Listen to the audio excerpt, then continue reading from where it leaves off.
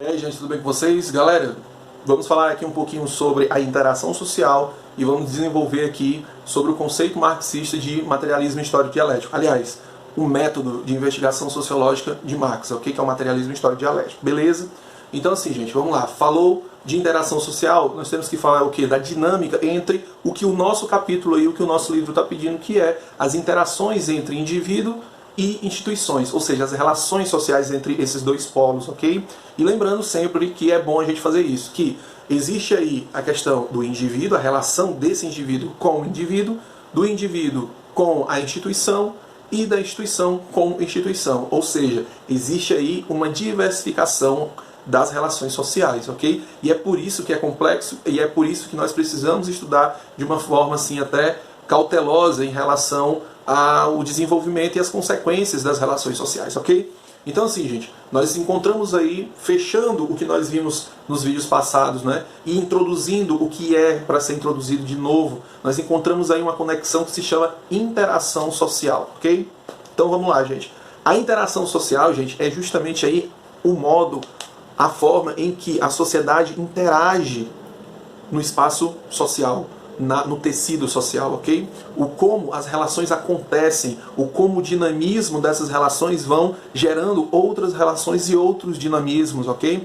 Então é importante nós compreendermos isso, que as relações sociais, elas são diversificadas, apesar de usar aqui uma base simples, como essa que eu disse agora, de indivíduo com indivíduo, indivíduo com instituição, instituições com instituições, ok? Apesar dessa base simples, essa base gera outras relações também que vão até além desses pontos, tá? Então assim, gente, qual a importância de se estudar as interações sociais ou a interação social? É a seguinte: quando nós começamos a compreender que nós não somos seres isolados, existe uma confrontação daquele indivíduo do estado de natureza, daquele indivíduo que vive sobre a lei do mais forte, daquele indivíduo que só vivia para caçar e para coletar, né? Com quem? Com o indivíduo cidadão. Com o indivíduo que passa todo um processo de transformação para chegar no que nós conhecemos como cidadão. Até porque os primeiros cidadãos, né, quando a gente sai ali de Grécia e Roma e volta ali, tem o Renascimento e volta na modernidade ali, essa compreensão de cidadão depois do feudalismo e tudo, quando volta essa compreensão de cidadão, o cidadão ele não tem todos os direitos. Ele pode ter até os direitos muito bonitinhos em cartas escritas da Declaração dos Direitos Universais do Homem. Ele pode ter nas palavras de um jurista, né, no púlpito, falando que o trabalhador, que o homem, que o cidadão e tal.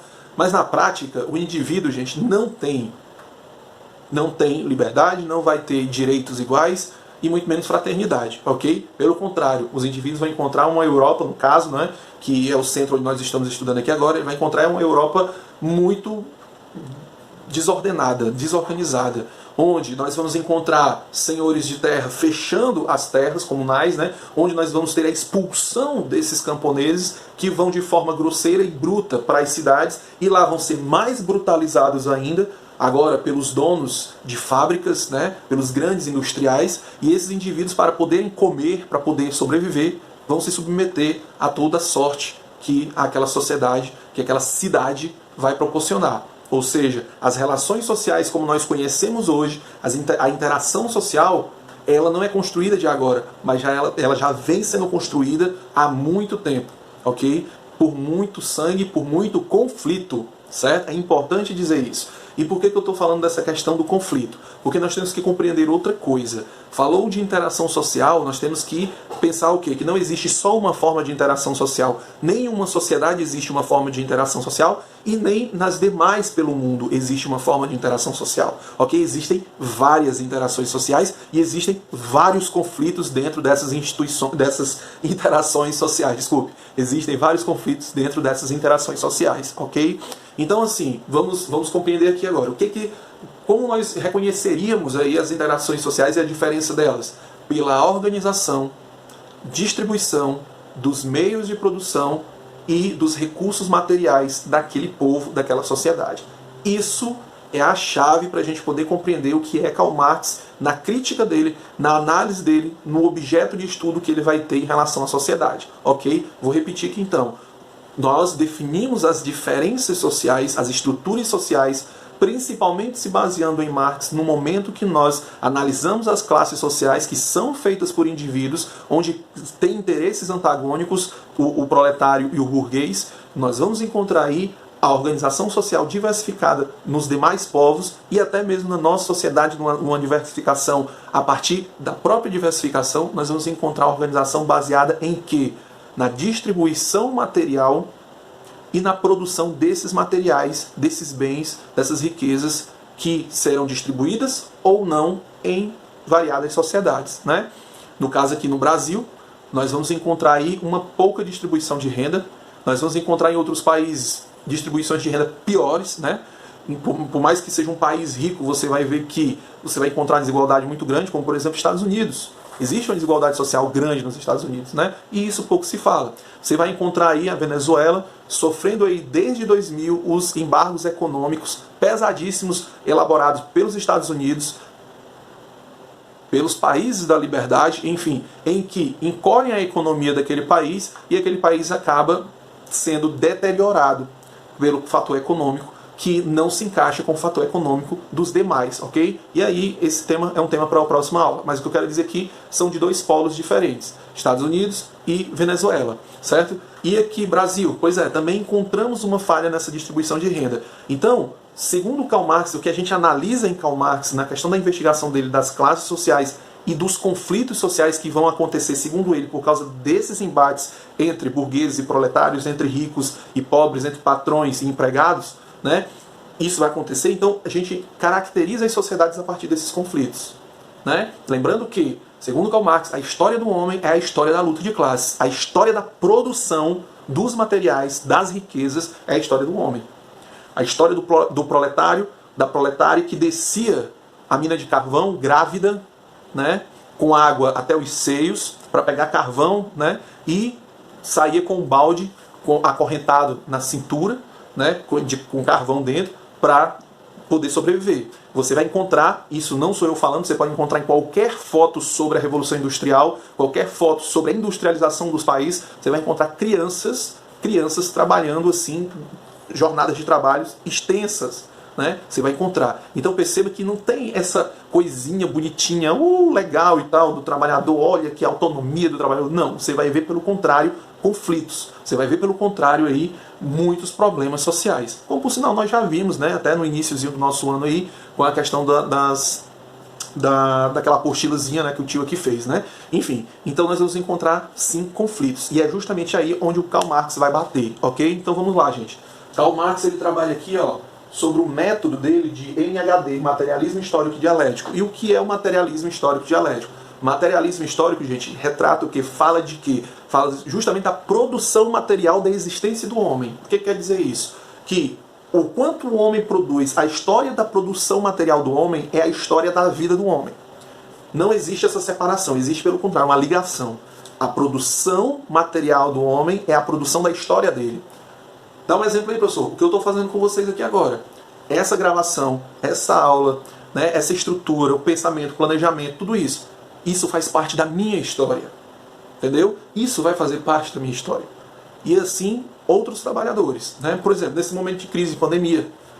Né? A crise aconteceu aí, nós temos trabalhadores se reinventando. Trabalhadores que trabalhavam em uma outra função, em uma outra situação, que hoje estão trabalhando em uma outra função que eles...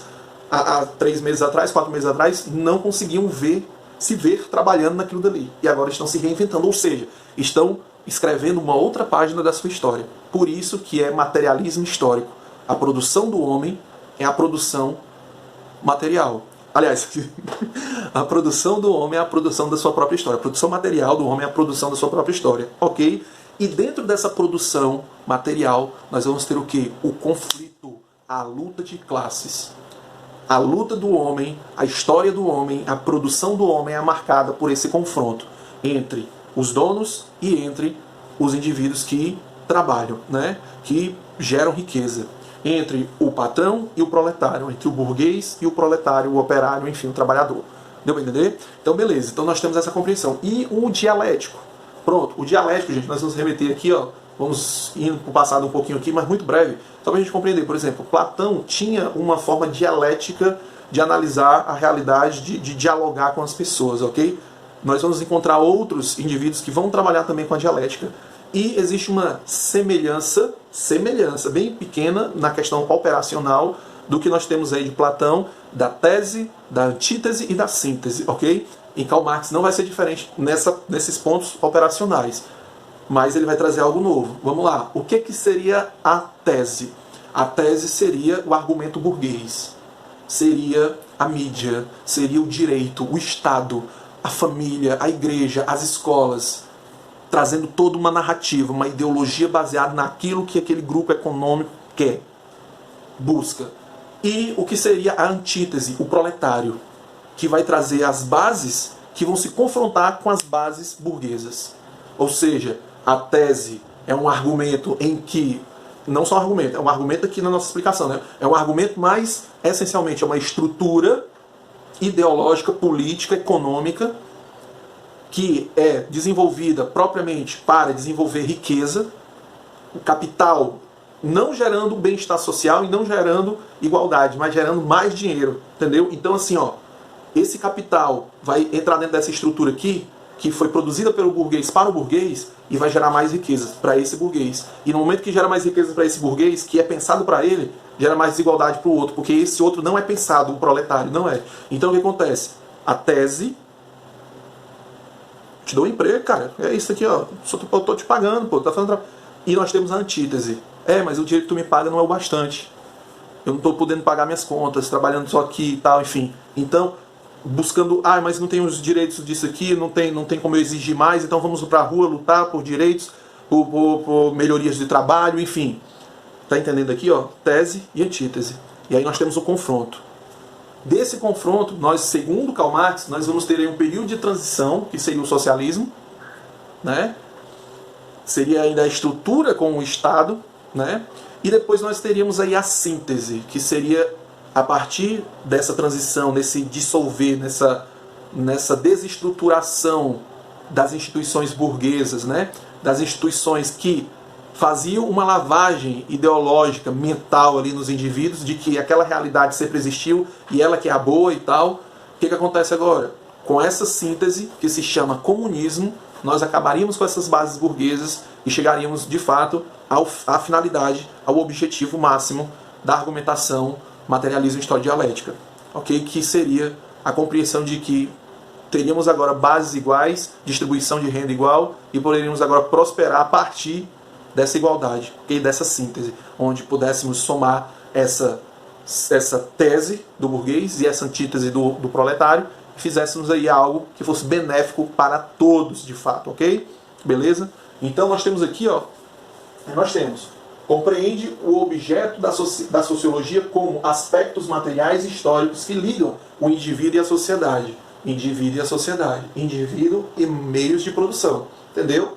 O indivíduo, a minha história, mais a minha história coletiva dos meios de produção, né? Aí, ó, os homens fazem sua própria história, mas não como querem, mas sim limitados pelas condições históricas e materiais de sua existência. Sim, como assim? O homem, o proletário, nesse conflito, né, nessa luta de classes, ele não define a carga horária dele, ele não define quanto ele quer receber, ele não define a que horas ele vai chegar no trabalho, ele não define nada disso. Já é tudo determinado e imposto a ele, ok? Aí nós temos aqui, a posição social dos indivíduos são definidas devido às relações com os meios de produção. Sim. Quanto mais a relação do burguês é fundamentada na questão do eu sou o dono, eu invisto o capital nisso aqui, e a relação do proletário, eu trabalho com esses materiais, eu sou a mão de obra disso daqui, nós conseguimos identificar duas situações, duas teorias, nós conseguimos identificar duas narrativas que vão visar interesses em que eu quero lucrar mais de um lado e eu quero sobreviver, cara. Eu quero comer, eu quero viver, eu quero, enfim, dar uma condição melhor para minha família, enfim.